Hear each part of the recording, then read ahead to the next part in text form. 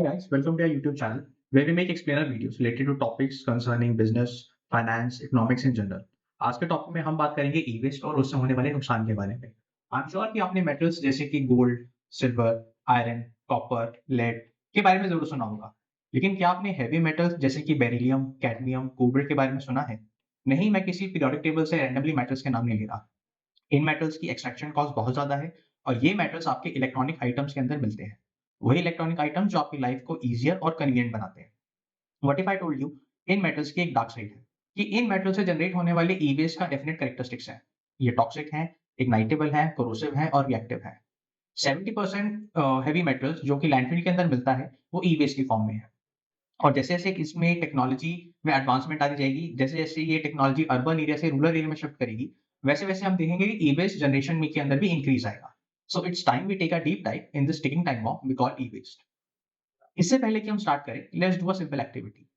Gate up और mark कीजिए अपने घर में उन सारे आइटम्स को जो आप यूज़ नहीं करते। वो एक सेल फ़ोन हो सकता है, लैपटॉप हो सकता है, टेलीविज़न हो सकता है और उसके अंदर से टिक कीजिए उन आइटम्स को जो कि आप एक लोकल कबाड़ी वाले को बेचेंगे। अगर आपने एक भी आइटम को मार्क किया, तो आपने पहली प्रॉब्लम को डिस्कवर कर लिया है। 95% ऑफ ई-वेस्ट इंडिया के अंदर ट्रीट होता है अनऑर्गेनाइज्ड सेक्टर के अंदर। और इससे पहले कि आप ये आर्गुमेंट दें कि आप इन कबाड़ी वालों को सेल करके इनको फाइनेंशियल सपोर्ट दे रहे हैं, तो थिंक अगेन। ई-वेस्ट को ट्रीट करने के लिए जो प्रॉपर इक्विपमेंट्स की रिक्वायरमेंट है, जो प्रॉपर ट्रेनिंग की रिक्वायरमेंट है, वो ऑब्वियसली यहाँ पे अवेलेबल नहीं होती है। अनऑर्गेनाइज्ड सेक्टर के अंदर ई-वेस्ट की ट्रीटमेंट एक अनसाइंटिफिक मेथड से होती है, जिससे कि इनको न्यूरोलॉजिकल और ब्रेन डेवलपमेंट की प्रॉब्लम्स होती हैं। 76% ई-वेस्ट वर्कर इंडिया के अंदर सफर करते हैं एक क्रॉनिक इलनेस से, which is related to their livers, their brains and their spleen. और जैसे-जैसे ये ई-वेस्ट हमारे लैंडफिल का पार्ट बनता जाता है, ये सीप होके जाता है हमारे ग्राउंड वाटर के अंदर and this ground water is used for agriculture. So with time ये हमारे फूड चेन का भी पार्ट बन जाता है।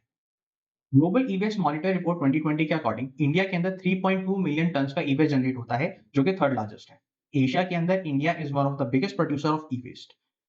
एनवायरमेंटल परफॉर्मेंस इंडेक्स 2020 के अकॉर्डिंग इंडिया की रैंक है 168 आउट ऑफ 180 कंट्रीज। इंडिया का EPI score for lead exposure is 21। To give you a context, जिन कंट्रीज का स्कोर 100 होता है, उनके अंदर लेड एक्सपोजर की मात्रा कम होती है और जीरो इसका ऑपोजिट दिखाता है। So what can be done to tackle this problem? The very quick step which can be taken is to invest in circular economy, जिसकी शुरुआत होती है ई-वेस्ट की क्वांटिटी और फ्लो को मॉनिटर करने से। उसके बाद विद टाइम हम पॉलिसी फॉर्मुलेशन के अंदर और उनकी इम्प्लीमेंटेशन के अंदर ध्यान दे सकते हैं। बहुत ज्यादा जरूरत है कि इन पॉलिसीज को ग्राउंड लेवल पे एग्जीक्यूट किया जाए और एनफोर्स किया जाए। डेटा के अकॉर्डिंग ई-वेस्ट का जो मेजर कंपोनेंट है वो आता है कंप्यूटर से, जो कि रफली 70% है, और सेलफोन इंडस्ट्री जो कि रफली 12% है।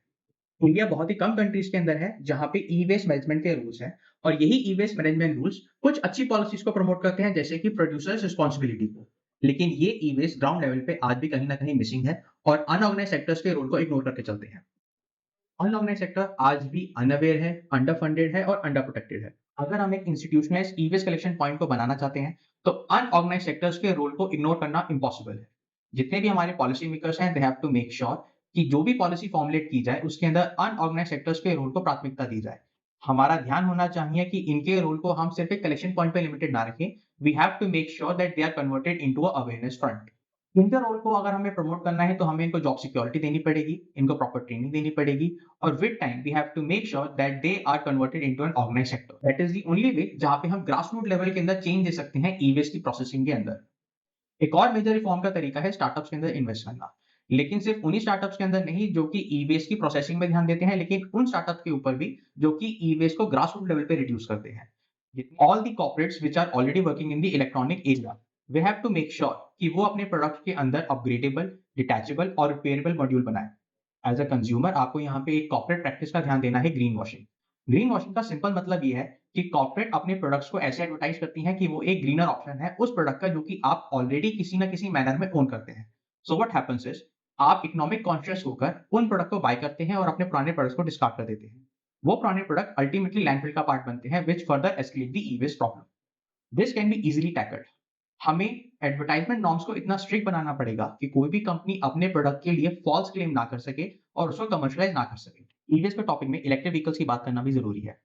वर्ल्ड ओवर कंट्रीज जैसे जैसे क्लाइमेट चेंज के लिए पॉजिटिव स्टेप्स लेंगी, वैसे वैसे हम ये नोटिस करेंगे कि मोबिलिटी इंडस्ट्री के अंदर भी चेंज आएगा। इलेक्ट्रिक व्हीकल्स इस चेंज का एक बहुत ही बड़ा ड्राइवर है। ई-वेस्ट की जनरेशन में इलेक्ट्रिक व्हीकल्स का सबसे ज्यादा रोल प्ले करता है उसके अंदर यूज होने वाली बैटरीज। बैटरीज इलेक्ट्रिक व्हीकल का 40 से 50% कॉस्ट लगाती हैं। बैटरी की एक लाइफ साइकिल अपने में ही एक सेपरेट टॉपिक है। इस वीडियो के अंदर हम खाली कंसीडर करेंगे इससे जनरेट होने वाली अपॉर्चुनिटी की। अगर बैटरीज को डेवलप किया जाए ताकि उनके अंदर आइडल डिस्चार्ज कम हो, इनको प्रोक्योर करने के लिए, डेवलप करने के लिए और डिस्पोज करने के लिए अगर प्रॉपर इंस्टीट्यूशनल इंफ्रास्ट्रक्चर को डेवलप किया जाए, तो फ्यूचर में आने वाले बैटरी वेस्ट को आज से ही टैकल किया जा सकता है। बैटरी को रिसाइकिल करना एक कॉस्टली टास्क है। ये कॉस्ट इतनी लार्ज होती है कि बैटरीज को रिसाइकिल करने के अंदर बहुत कम कंपनीज आपको देखने को मिलेगी। This can be tackled easily by battery standardisation, ताकि हम बैटरी की रिसाइकलिंग को एक लार्ज स्केल में डिप्लॉय कर सकें।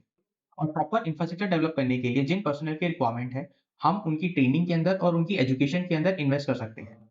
इल्लीगल ट्रांसबाउंडरी ई-वेस्ट मूवमेंट को रोकने के लिए हम जियो टैगिंग और जीपीएस जैसी टेक्नोलॉजीज की हेल्प ले सकते हैं। With everything said and done, I did forget to mention one ASAP sleeps, we the people. अगर आप वही आइटम खरीदें जिनकी आपको जरूरत है, आप अपने इलेक्ट्रॉनिक वेस्ट को प्रॉपर्ली डिस्पोज करें और जितनी भी कंपनीज के प्रोडक्ट्स आप खरीदते हैं, यू हैव टू डिमांड कि as a consumer right of repair आपका एक असेंशियल राइट है।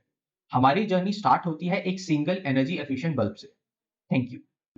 अगर आपको हमारी वीडियो इन्फॉर्मेटिव लगी और अच्छी लगी तो please do like, share and subscribe. बहुत जल्दी हम बाकी टॉपिक्स के ऊपर वीडियोस लेकर आएंगे, so stay tuned. Thank you.